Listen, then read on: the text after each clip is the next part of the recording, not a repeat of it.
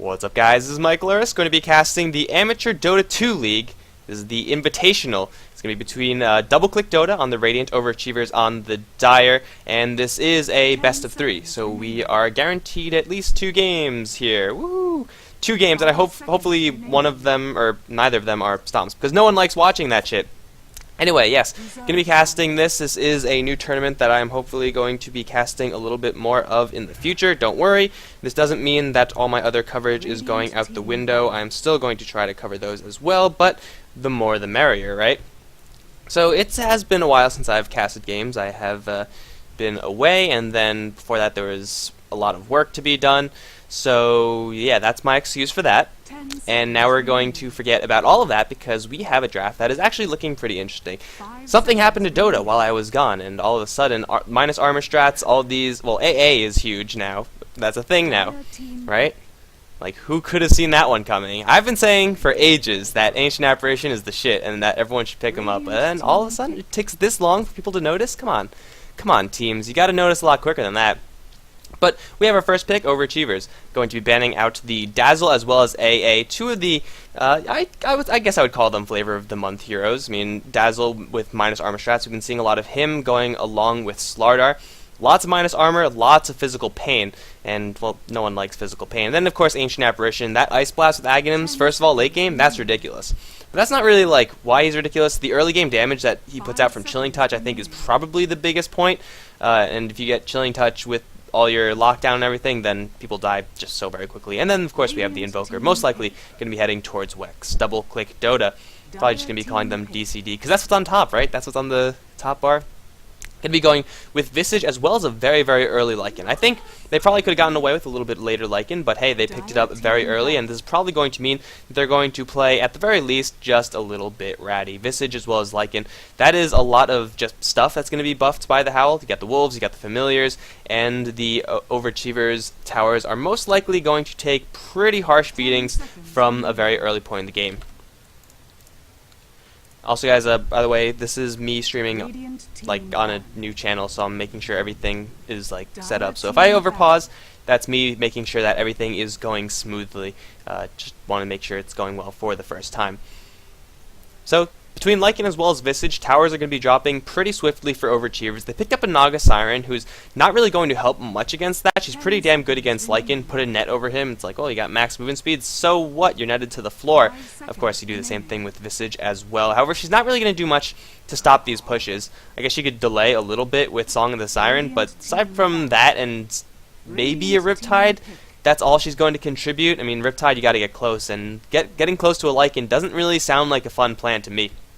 But we have a couple more bans. OverAchievers going to ban out another flavor of the month hero. It's going to be that Centaur, and then of course Lone Druid, another hero that can be buffed up even more by this Lycan. Let's see how deep DoubleClickDota are going to be going into this pushing strategy. Because Lycan, you could just sit on Lycan and then be fine. Or you could go for Lycan, you could go for Nature's Prophet, whose treants get buffed up a huge amount by Howl, and generally it is pretty worth it to go for. I mean, there's no reason to not pick him right now. So I don't see why they wouldn't, aside from the fact that they possibly don't have someone who's comfortable playing the hero, but come on, it's Nature's Prophet. They probably do have someone who is capable of playing that hero. DoubleClickDota, though, going to ban out the Wisp as well as the Darkseer. Just overall powerful heroes to be banning out, because OverAchievers have yet to reveal their hand. Naga Siren can be played as a support. Invokers are going to be going mid most likely, but that doesn't actually tell you much about anything. It's like, oh, there's an Invoker mid lane. What a surprise! We didn't expect that. DoubleClickDota going to shore up their lineup first with the Clockwork, going to get a very strong offlaner on the board. And that's something that you have to be worried about when you are going for, I don't know if it's going to be a full pushing lineup, but if you are going to be going for any pushing, you have to make sure that you are capable of taking fights, because the enemy teams are going to want to take fights because you're at their base. So you got to make sure you have some powerhouses in fighting.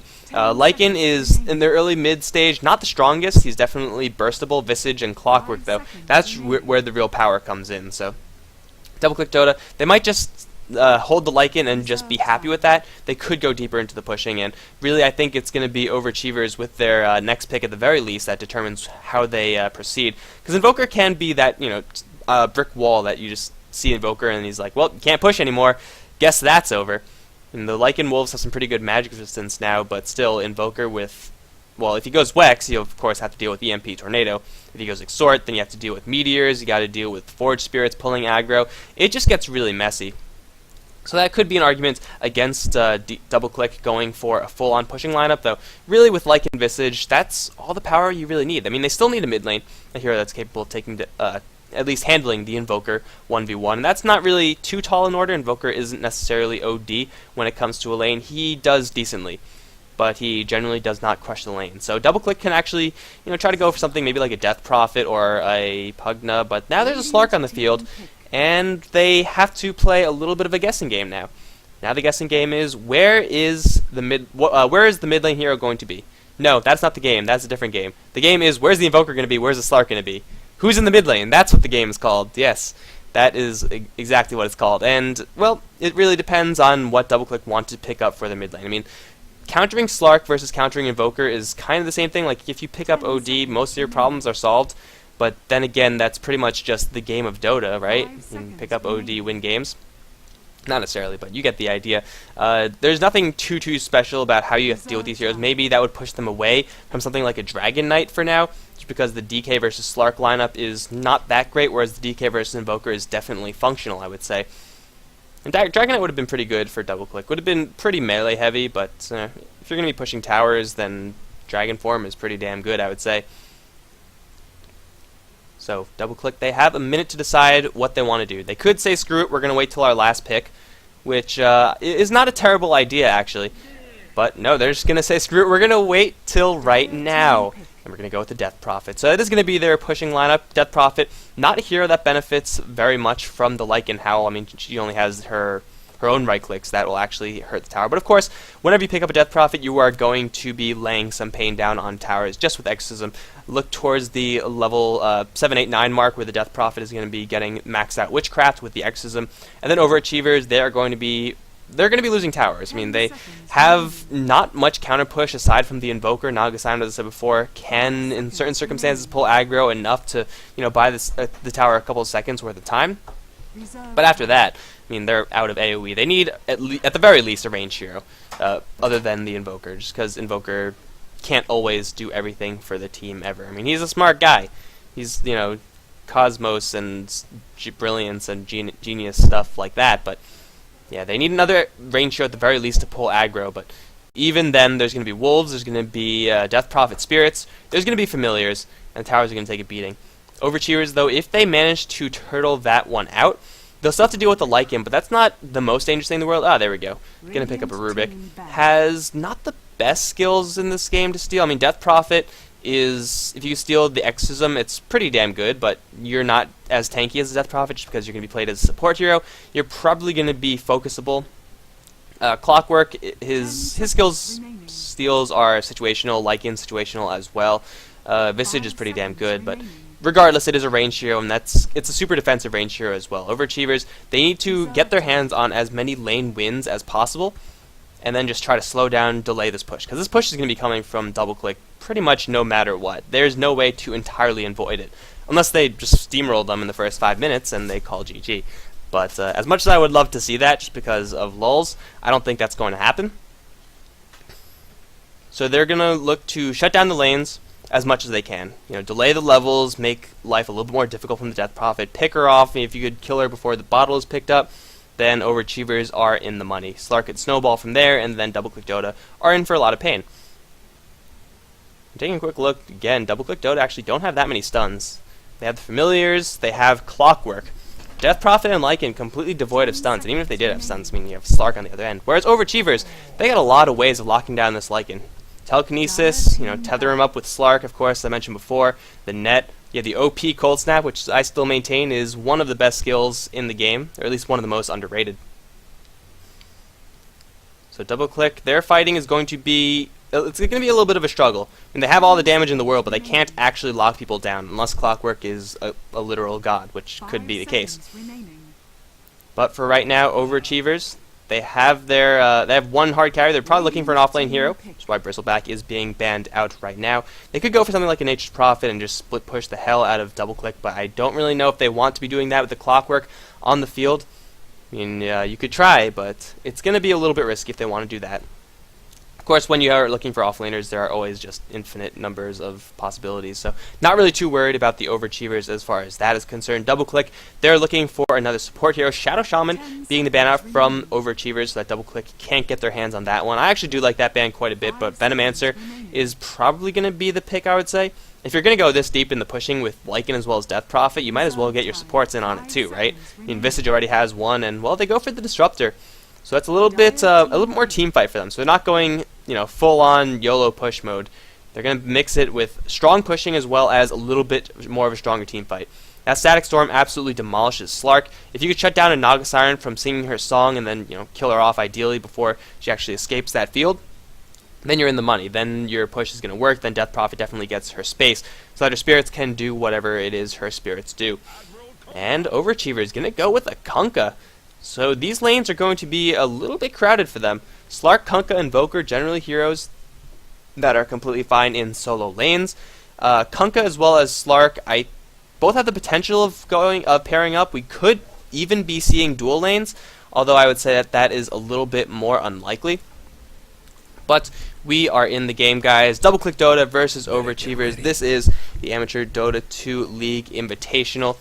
Of course, you can just scroll down, check out the Facebook and Twitter and everything like that. Buy the ticket. It is only $4, and you get a cool courier as well. And who could say no? Do they have the courier? No, these couriers aren't it. Also, the tournament is sponsored by Pro Build Systems, so be sure to take them to visit their site as well. That's if you just scroll down. Or if you're on Dota TV, then, thanks for buying a ticket and all that jazz. But, yeah, make sure to check them out because they sponsor this thing. And it'll be cool if you do. We already have Slark doing a little bit of shenaniganry. He is not expecting to get much done on this lane, so he's just going to hide. I don't think DoubleClickDota know about this at all, so if they find them, that'll be just really painful for Slark. But though he does have Pounce, he might escape. But let's go over who's going to be playing what before we get any further. Clockwork, looking very chrome, is going to be played by Crisea? Yeah, that's what I'm going to call it. You're playing Clockwork, probably going to head towards that top lane. Artie is going to be on the Lycan. Sitting in base, that means he's probably gearing up to jungle. Death Prophet, why is she bald? I don't know. Is going to be played by Admiral Ray. On the two supports, we have Senj on the Visage and Wind Pulse on the Disruptor. Lycan is... You mean usually you do this if you're... Oh, no, crap, that's the wrong button. There we go. Usually you do this if you're going to be jungling, but he just missed the creep block, and I don't really know what that was about. He's just getting a late start. Okay, Artie. Whatever you say. On the Overachiever side, we have Papa Kircher. Not really on the off lane, kind of just hiding there and hoping he doesn't get found. Playing Slark. It is going to be the Coven on the Invoker in the mid lane. On top side, we have a double damage Naga Siren being played by Colonel something. I can't actually see it. Colonel Cracklebags. That is a fantastic name. Going to be forcing Clockwork out. Going to throw it in Snare, though. It's not exactly going to come to anything. A little bit too far away. Havoc Badger's also here as the support Rubik, and that leaves OA Reaper with a Kunkka with a misaligned laser sight on his face, and packing the cool Shadow Blade up on the Kunkka. So it is going to be a solo bot lane in quotation marks Slark. I mean, they know that the Slark... They don't actually know the Slark is here, but really, where else could he be? This might turn out a little bit messy. Wind Pulse is actually being pretty diligent. Oh, go in there. Uh-oh. Oh, they found him. They found him. Okay, Papa Kircher's lane just got a lot worse right now. I mean, he's going to be taking right clicks, which isn't, not to be expected when you're on off-lane Slark, but really, he was perfectly safe there, and now he's going to get his free damage off onto Wind Pulse. That was 3 free hits, and that normally doesn't sound like a lot, but yeah, hell, when you're in off-lane Slark, that really, really stacks up. He's not going to be having the most fun of times, but really he's not in any huge threat of dying unless he gets, really, really reckless and starts fighting with the Lycan or something like that. Most likely the kill is on one of these 1v3 lanes is going to happen on the Clockwork, where there's just so much lockdown of Telekinesis and Snare being followed up by a Torrent, which is already picked up by the Kunkka, is more likely. Papa Kircher, though, not going to looking to prove me wrong and taking a little bit of damage unnecessarily. He just has to chill and try not to take too much damage. Taking a look at this mid lane real quickly, 6-6 versus 6-for-1. Invoker with a slight edge over the Death Prophet as of right now. He is going to go for an Exort build, which is another reason why Crisea is going to be a little bit more of a tasty target than the Slark. If he gets ensnared, that is instant into a Sunstrike, and that's pretty much guaranteed to hit. So Exhort Invoker, definitely not seen as much anymore, at least nowadays, versus the little more popular Wex. But when you have a lane with this much lockdown, when you have a Kunkka, Rubik, as well as an Naga Siren all together, then Sunstrike all of a sudden gets really good. And when you're going to be pushed as well, getting access to an early Meteor or getting those Force Spears to pull aggro is also pretty damn good. Papa Kercher going toe-to-toe with Wind Pulse. I'm not really sure what the plan is here for Papa Kercher. Wind Pulse messing up on one of his right clicks, but it might not matter. Pounce will save Slark, though. Cutting it a little bit close, don't you think, Slark?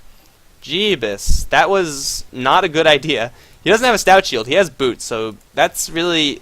If you're going to be doing that, you get a Stout Shield. If you're going to be running and trying to play safe, then you get Boots.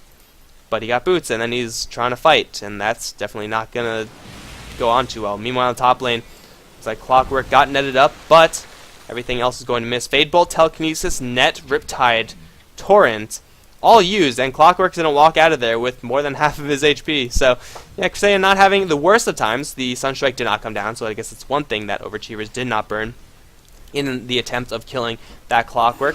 And taking a look right now, he is level 3. I think the Slark is, yeah, he's not too far behind. So, yeah, most likely the kill is going to happen on the top lane, unless Papa Kercher gets really, really over-eager, and, hell, we may even see an over-eager Slark, guys. So, I would maybe hold my breath. I don't know. Invoker's also not having the best time now. He's slowly getting out CS'd by the Death Prophet, who is doing pretty well, all things considered. Spamming off of that Crypt Swarm, making things very difficult for the Invoker, though. Once he gets that level 4 Quas, should be a little bit more capable of just taking those hits. Papa Kercher not looking too healthy down here. There is no Glimpse mana on the Disruptor, no Thunderstrike mana either. So he's going to be safe for now, and Lycan is just slowly farming up. 20 CS versus the 20 CS on the Kunkka, so both the melee strength safe lane farmers going to be pretty much toe-to-toe, and here we go, Cresselia. Oh, you're in a very awkward position, my friend. He does have the Battery Assault. It's going to mess up the Ensnare, and everything else is going to miss as well. Actually, something's hit, but not enough. That was only like the Torrent, because he got lifted back into it. That was certainly a interesting series of events.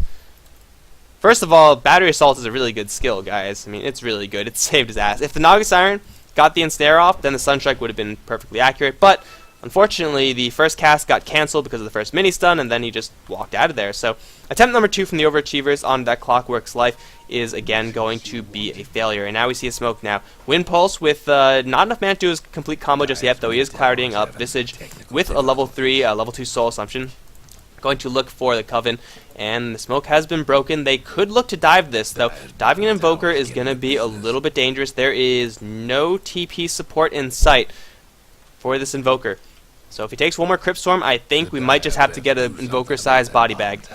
And there's the Crypt Swarm, Admiral Rage. Oh, this is perfect for DCD. Double click, Admiral Rage taking hits, and here comes Visage.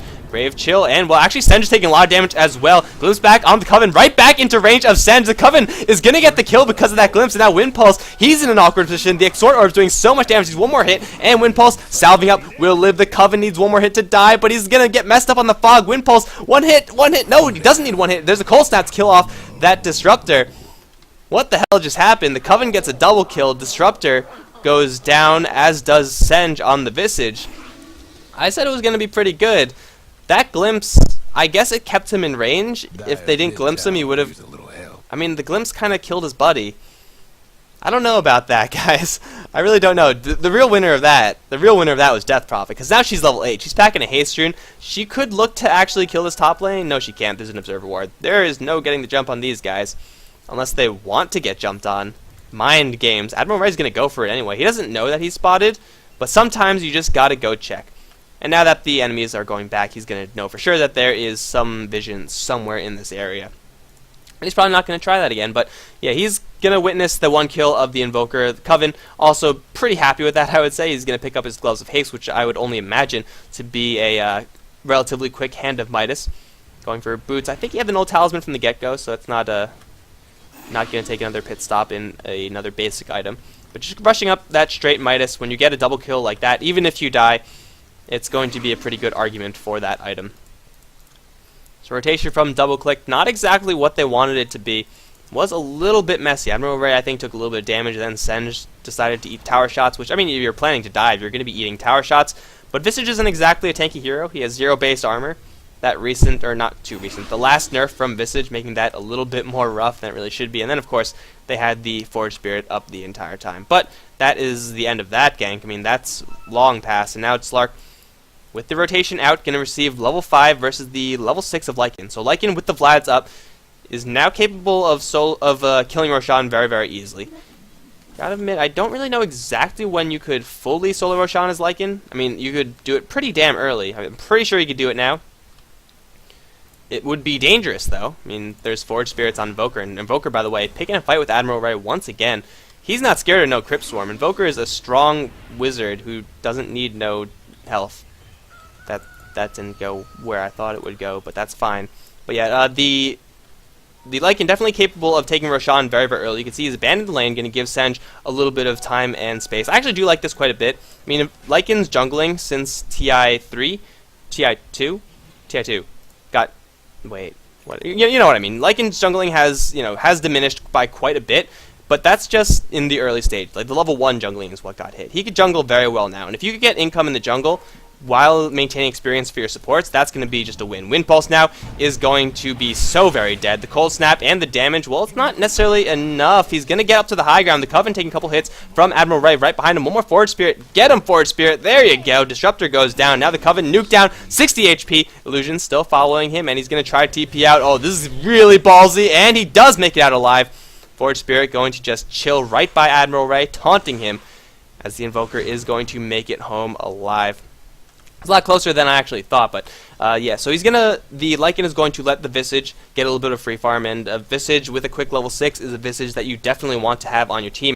However, that does mean that the Slark is going to be going toe-to-toe with this Visage, and that is not really a situation you want to be in as any support hero, really. I mean, Slark is more than capable, I would say, of killing off this Visage. He's not really playing too aggressively. He does not know where the Disruptor is at the moment, and he knows that the Lycan can pop out at any second.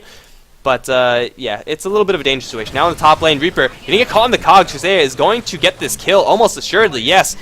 Kunkka picking a fight with the Tin Can, and now Grave Chill onto Crackle Bags. No Crackle Bags. He's going to try to split out of the Grave Chill. I mean, it was pretty much over anyway, so that just slowed him down even more. And now the field, he's so dead. That's going to be 2 healed in the top lane. And in the meantime, mid lane, another kill has happened. I imagine that was a push. Yes, Death Prophet, Pop Exorcism, level 8. Not the worst push of all time. Did trade her life for the tier 1 tower. I think she's going to be okay with that. Death Prophet, you got to use that ultimate to take down towers, and if you're taking down towers, then mission success, right? Lycan, though, this is something I did not expect. Pushing down the bottom lane, I guess Papa Kercher with Slark. Not really capable of holding a lane too strongly, but yeah, RD's pushing is pretty damn intense. And now Lycan, did he have this? No, he just picked up boots. Okay, he's just picking up boots, and he could still definitely go for the Roshan pit, though, with an Invoker so close on the enemy team. I mean, the enemy team has Dire and an Invoker. That's always a dangerous prospect. I think he's going to be just fine, just farming up. I wouldn't be surprised to see a book being picked up by this Lycan. Going to get the big zoo going for him, get more Howl value, and then, of course, with the Exorcism, with the now level 6 Visage, you're going to be pushing things down left and right. And, I mean, they're already just pushing things. Oh, no, Papa Kercher, you probably don't want to be your Glimpse back. He does have the Pounce, and there it is. He's going to get himself onto Kusea. That is such a hard name to pronounce, my god. Familiar's double stomp, and it looks like that is going to be pretty much the end of it. They need another 30 seconds before they can comfortably fight this one out.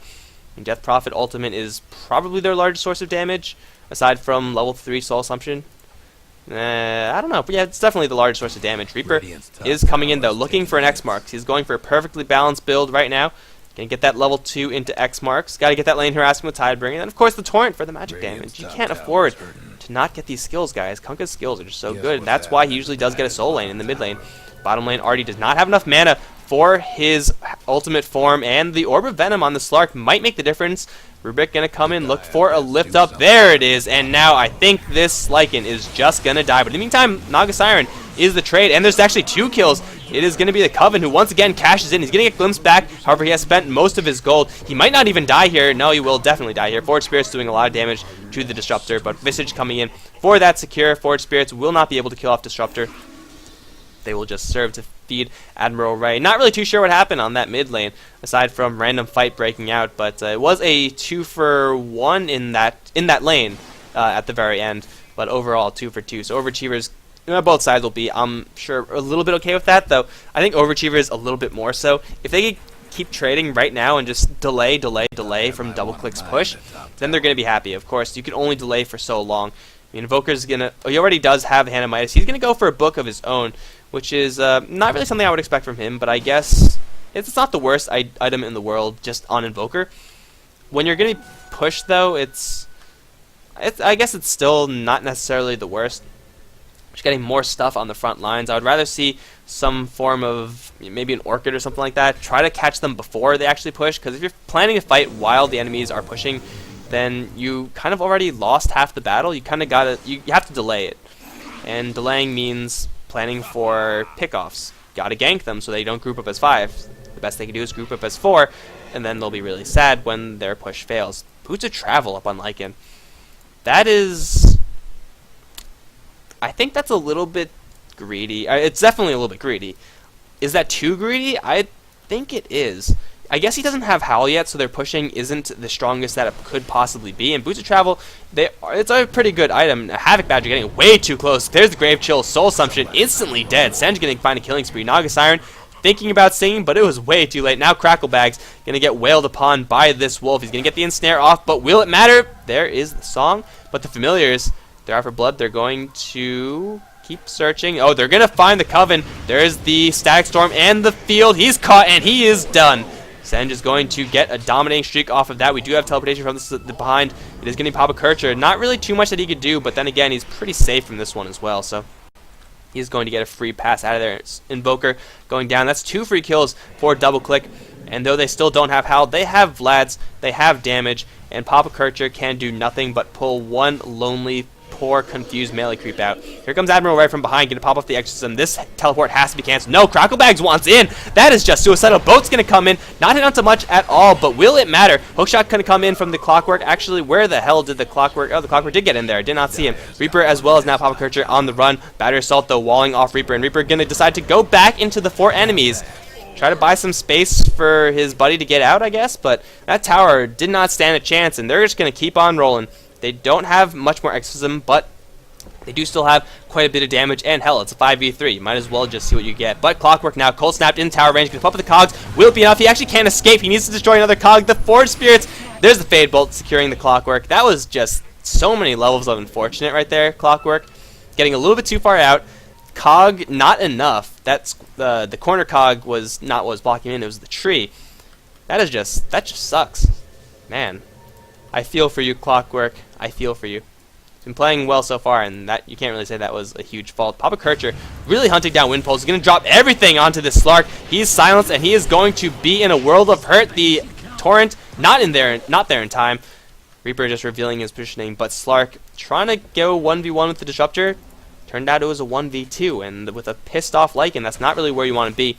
Lycan's going to now try to go for Roshan. Does not have that much mana, so he can't resummon his wolves if need be.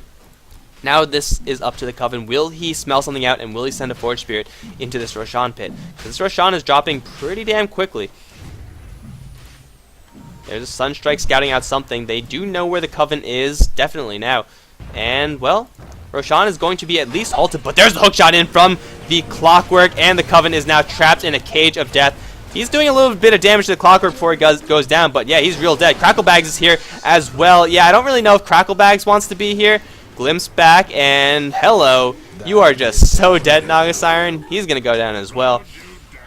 Kill after kill, OverAchievers just throwing themselves into this meat grinder that is DoubleClickDota. And just like that, that is confirmation, a big green light that says Roshan is now free for the taking. Here comes a boat, which is going to do pretty much nothing. Artie's going to be intimidated by that, but here comes Papa Kircher as well. Exorcism is Papa Kircher already dropped pretty... No, I mean, he didn't really do that much of anything. He gets a latch up on Wind Pulse, but the Exorcism just wreaking havoc. Reaper as well as Havoc Badger up on the high ground, unable to do anything. There's the Roshan and Wind Pulse. He's going to go toe-to-toe with Havoc Badger. Might go down, but will it even matter if he does? He doesn't even go down. They're going to pursue, perhaps. Doesn't look like it. They get a free Roshan, they get a free kill, and they lose absolutely nothing, as per the definition of free.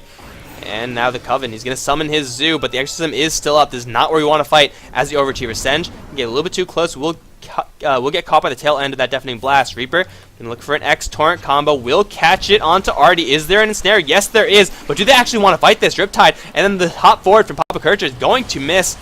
Admiral Ray can take a little bit of damage, but that's pretty much it. Familiars slowing down everyone else from Overachievers. They try to take this run and gun fight, but unfortunately, just not enough stuff there. I think Cracklebags used Riptide and then ran out of mana. That might have been what happened. That's why there was no ensnare, but then of course Papa Kircher missing the pounce.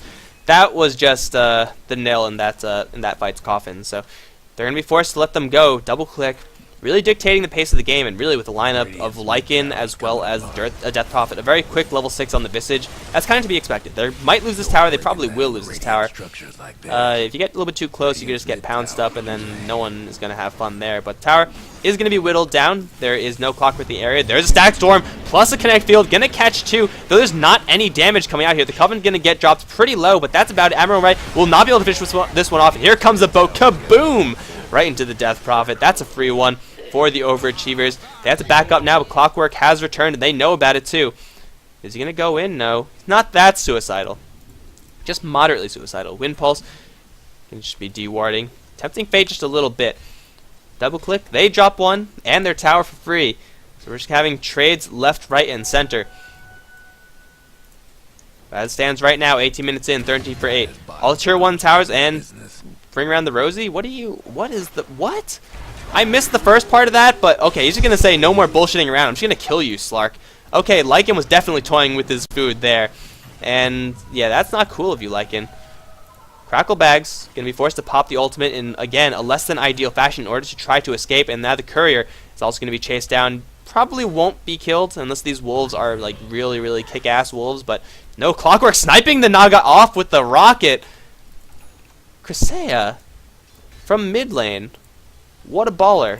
Sniper Clockwork. Oh no, Invoker, you stayed for too long. He does have access to his escape spell, Ghost Walk, but he's actually going to turn around and just kill Artie, but that's only the Aegis. Now there's the Grave Chill onto the Invoker. He does not have another Invoke just yet. Soul Assumption will kill him off. There he goes. Senj finds a mega kill. Papa Kircher getting there a little bit too late. Invoker popping off the Aegis, possibly forgot about it. It's definitely not worth it. Killing off the Aegis in exchange for your life, because now Artie just got full mana, full health, although he's roughed up pretty badly, eating that last will damage from that Necro unit.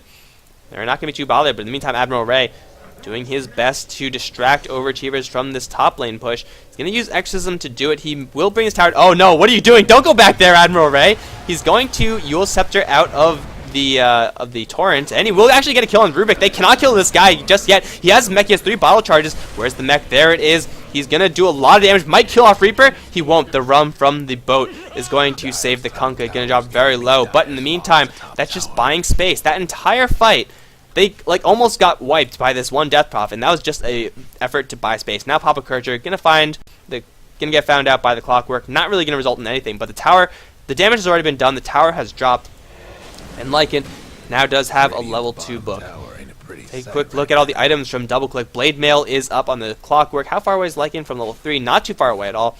Yule Scepter as well as that mech getting a lot of value from this Death Prophet player. Visage almost, oh my god, Jesus. This is a 20-minute Visage almost Aghanim Scepter. I mean, he has like all his real items too. But all his real items, I mean, Medallion of Courage, really that's all you need for early game Visage. But wow, that is an amazingly quick Aghanim Scepter, more Howl value incoming, and then not much from the Disruptors. He's just going to be rushing up the drums. Meanwhile, on the Overachiever side, nothing on the Slark. Invoker does have a level 2 book as well, a little bit further away from his level 3 than the Lycan. Nothing on the 2 supports, and Kunkka does have his Shadow Blade as his character model would suggest, but is a Shadow Blade actually enough? His Tidebringer is only level 2. He's putting a lot of points into this torrent. Going to get the 3rd point in X mark so that he has a pseudo-guaranteed Ghost Ship, which is I would say mostly just a preference choice. You know, some Kunkkas like 2 points, some like 3 in X marks. That's of course going to mean that his Tidebringer splash damage is going to be a little bit less. And with the Shadow Blade already up, you want that first cleave hit to be as damaging as possible. Artie now going to be spotted out. He already does have his level 3 book, so if he dies, he's not really going to lose that much. And Havoc Badger spawning a couple of his wolves. Betrayal of those wolves. The Coven going to go down to the bot lane where there has been a little bit of a mild push from Death Prophet, but I think the Radiant could actually fight here. Papa Kircher's off on the sidelines. They don't have their Lycan, but will it matter that much? Lycan can definitely, he can just split push this top lane. He won't be able to kill Kunkka, but at the same time, I don't think Kunkka will be able to kill the Lycans, so, you know, take that for what it's worth. Lycan's definitely getting his farm. Very hard to shut him down. Although OverAchievers, they're not really trying too hard to do it. Admiral Ray as well as Senj still in this bottom lane. There needs to be some sort of reaction from the OverAchievers, but if they let these two heroes just go untouched, well, here's some reaction. Crescia gonna get cogged up in the wrong position. The Wolves as well as the boat sealing the deal on him. But again, it's at the cost of their tier 2 tower. They're losing these towers, and they really just can't afford to. They could have fought there, but instead, no, Havoc Badger, don't go up there. That's a bad idea. Spirits will just barely not be enough. Senj, unfortunately, a little bit too far away. But here we have on the top side, Reaper going to go toe-to-toe with Artie. Yeah, this Lycan doesn't have any mana, but he doesn't give a damn. He doesn't have his ultimate for another about 15 seconds, I would say, given his mana regeneration. The Jukes are not strong enough. He's going to die here. Teleport and goes, not goes, well, come on. Cold Snap going to disrupt that.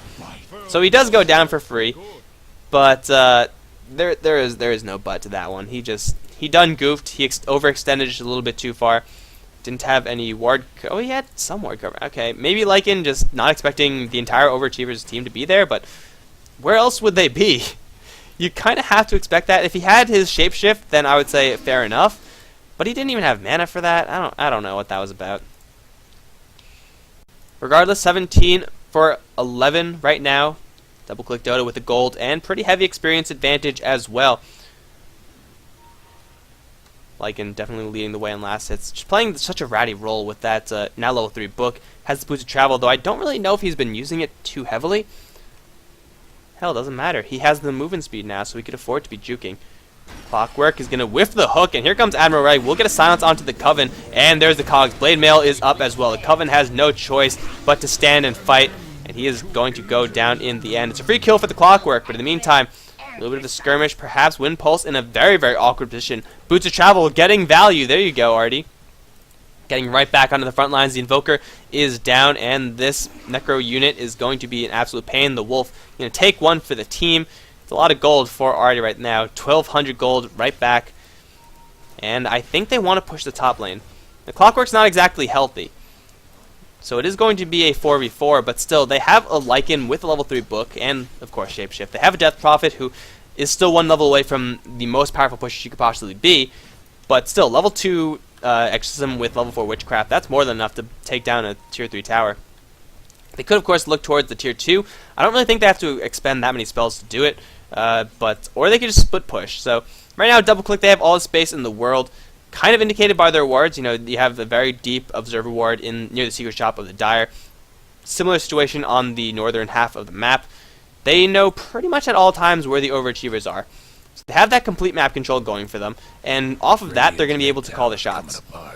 Reaper, though, going to look to get behind that. No, Sentry Ward with a observer ward combination, and Artie's going to be forced into the shapeshift form, and he's still tempting fate. I don't think he definitely does know that literally everyone from OverAchievers is up here. And I think he should join his team, because if he gets caught out right now with an X, this could hurt. Here comes Boat, Torrent, everything under the sun, dropping Artie down to half HP, Fade Bolt, and a lift, and yeah, he's going to go down. Artie, why are you so greedy? I mean, it is once again at the cost of a tier 2 tower. So, I guess DoubleClick are like, yeah, we'll throw away one hero in order to get a tower. Is that worth it? I don't know, that Lycan's pretty valuable, and now 45 seconds where he's not going to be split pushing. That's a lot of time away from the team, away from the game. And now their tier 2 towers are out, so I guess they really just want level 16 on this Lycan as well as on the Death Prophet before they actually try to breach the high ground. Or they're just looking for an opportunity like this. There's the Swarm, and Papa Kercher will just get slowed down, silenced. He probably will not die here, though he's taking a lot of damage from the Familiars. He's going to get out of there just barely. He also had the Shadow Dance the entire time. Wind Pulse now does have a pretty good opportunity for a silence. There's the Exorcism being popped out. Cracklebags taking a lot of damage. Stunned up twice. Sunstrike is not down to anything, but the Meteor will connect onto the Death Prophet. There's the Cyclone up. Crusader is going to get a pretty good stun down to Havoc Badger. Stunning Papa Kercher on the way there. Wind Pulse Panic Glimpsing Papa Kercher. He's going to take a lot of damage from this Visage. Needs another Soul Assumption. There he goes. In the meantime, the Clockwork going to catch the Invoker once again in the cogs. The Invoker is going to get ground down. That's 3. Can they make it 4? Reaper is going to try to get out, and he's going to struggle against the wall. Looks like there's actually just no more damage. Artie once again joining the fight a little bit too late, but is it really too late? They lose the Death Prophet, and she didn't even hit level 16 off of that one, which kind of sucks, but what are you going to do? They have the Lycan, who does not have wolves in the area. They're probably not actually going to take a tier 3 off of this. They put a lot of damage on this bottom lane, don't get me wrong, but I think Kunkka and Naga Siren might be enough, although Familiars get resummoned. Artie going to take a boat to the face once again.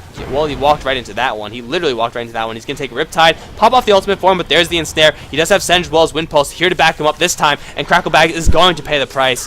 He's going to go down. Glimpse back now onto Reaper. You can't just leave. We can't let you leave. Artie's right back in this fight. That's a monster kill streak for Senge, and it looks like now's when they want to go. They don't take the tower as promised. But hell, they take 2 kills, and they're going to be perfectly okay with that one, because in another 35 seconds, they will have a level 3. Did he not level it? But there we go, level 3 Death Prophet ultimate, and that is what's going to be their giant base cracker. Roshan dropping very low yet again. Havoc Badger is spotted out by the double click, and there we go, spotted out and will pay the price. There is an armlet on the Clockwork. Sunstrike will not hit on to anything because it is too late. Everyone's already evacuated those cogs. Everyone left those cogs really quickly, actually. Like, they didn't want to be there. No one wanted to be there. Sean goes down. Artie doesn't have that much HP. Double damage on Lycan, though. Oh, that's a big green light. It's time to push bot lane, guys. Admiral Ray, get your ass down to the bot lane and try to take some Raxes. They have to deal with a pretty big hit from the Kunkka. You can see how much damage he actually did to those supports. He got a crit. I don't know if it was a... yeah, I'm pretty sure it was just a Tidebringing crit. It wasn't the Shadow Blade. But, yeah, it pretty much just destroyed Visage. It destroyed the Disruptor. And there's really not much you could do about that, because Tidebringer's range is pretty ridiculous. And between that and the boat, OverAchievers definitely stand a chance at defending if they get the big Invoker combination off. Does have maxed out Extort. Now going to be going a little bit into the Wex. Those book units out there as well. So OverAchievers, I think at this point, they have a chance of defending, but the fight just has to go well for them. If 2 people... get silenced, I think that's enough to say that the fight has not gone well for them, and I think they might just lose. Or if Clockwork jumps in, that might just be enough for them to lose, because right now they're definitely on the back foot, and DoubleClick, they look like they want to go for mid lane. Okay. You know, I personally would have gone here because this looks pretty easy to take, but sometimes you just got to crack the hard nut. Death Prophet, are they just going to YOLO push this? Oh, please just pop the Exorcism and just go to town. Just to make things interesting. Ugh, they're going to play boring. By boring, I mean correct and safe. Or maybe they're just looking for an angle for the Clockwork to get in. They keep spamming down these waves, Clockwork, looking for someone. Who will it be? It's clearly a fake Naga Siren, so... Kusea. I think they're just waiting for Clockwork just to get an angle. They're not farming or anything. Bottom lane's pushing. This tower will not go down, or probably won't go down unless something weird happens. Throwing off missiles, looking for the Coven. I mean, they had vision of him right there. There he goes. Clockwork and hook right in. Gonna find Copper Courage, which is probably the worst one to find, but he gets silenced. He's gonna go down. He can't do anything. The Coven gonna get glimpsed back as well. He's gonna be next on the chopping block. The Exorcism is just running rampant, and Artie is in the base as well. He has his entire zoo. He's gonna clean up too. It's a double kill for him. He's gonna go for Cracklebags. No, Cracklebags gonna get shown a little bit of mercy. Sunstrike will split everyone. And Artie, he wants more. He has an Aegis. He wants blood. He's only going to find his own, but that's, you know, just an Aegis. Clockwork going to get in for another cog pushback only. Glimpse back onto the Coven. The field. The field is going to catch 3, and the Familiars land. Oh no, they don't have the land yet. Song of the Siren delaying them just a little bit, but the Exorcism, as well as the Lycan pushing, is more than enough to crack the tier 3 and then take the Raxes. The Invoker gets sniped off from the back. And 29 to 13, that's going to be the end of the mid lane Raxes. Kusea, does he have Aghanim's? No, he's just willy-nilly throwing out his ultimate. Whatever, man. There's the GG call. That fight, I think, was decisive enough. OverAchievers, they got initiated upon their Slark. Actually, just couldn't help them at all. Instantly hook shot into the silence, and that's, I mean, again, that's a giant sign that says this fight is not going to go well. They had to have pretty much the perfect fight in order for that to go their way. Didn't exactly catch how many people the boat hit or the crits. I mean, DoubleClick, some of the heroes dropped kind of low, but definitely not low enough. So thanks for watching, guys. We're going to be moving on to game number 2. DoubleClickDota with a pretty sick pushing lineup. And wow, Visage 919. I knew Senge was getting kills, but 919, it's pretty damn good, guys. So we're going to move on to game number 2, and I hope you guys enjoyed it. See you in game number 2. I forgot my soundboard, so you can't have the GG. So next time.